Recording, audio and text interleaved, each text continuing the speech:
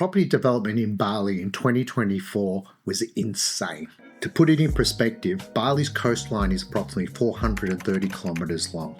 If you can visualize building villas continuously along that stretch of coast, it'd be like lining up high-rise buildings along every single street in Manhattan. But get this, that's not the most impressive thing about Bali. The most impressive thing about Bali at the moment is the tourism levels have not reached pre-pandemic levels. So here's the psychology behind why I'm investing in property in Bali in 2025, and you should consider it as well. Experts say it's going to take 3 to 5 years before we hit full recovery. Bali's allure as a tropical paradise has captivated numerous celebrities, many of whom have chosen to invest in a private villa on the island. With the market still rebounding, we're in the perfect position to buy before the demand skyrockets and the price will follow.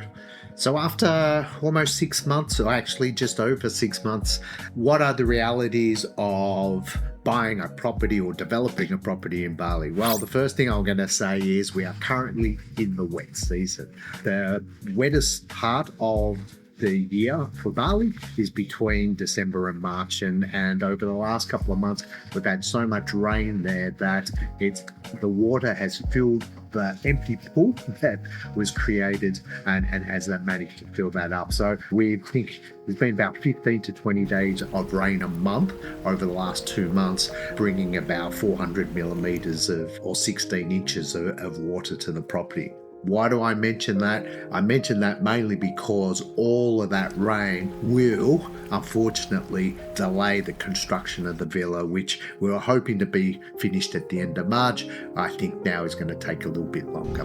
The other reality of building and owning a property in Bali is the one thing that we found quite frustrating is transferring funds to the developer and our lawyer. I bank with HSBC. We have other banks that we use in Australia, but one of the things that we found actually quite disappointing or surprising was the fact that those banks aren't able to transfers to the smaller banks in Bali, which is predominantly OCBC, which is the Chinese bank. So we had to find a way. The way that we have found is through Wise. They are a digital bank and they are set up for everything that you need to do, and we found that quite good once you've set it up and transferred the money. If you're interested, there is a link in the section below, give you some more information about that, but we found that using the digital banks been a lot more helpful than going through the banks directly. And the last thing I wanted to mention now that we're coming into the new year, into 2025, is the fact that it's actually getting really, really exciting. We received another video last week, and we've got the front retaining wall up, tons of water in the pool. There should be pool water, but it's rainwater, and we are finally getting there. The scaffolding's down, everything is starting to look pretty good in terms of the next stage of development, to be with getting the walls in and some of the electricals. I am actually quite excited. So I think the reality is that although it's taken some time to get to here, we're 3-4 months away from finally having it finished. And I think apart from that, that is one of the exciting things, regardless of the finance and ROI and everything.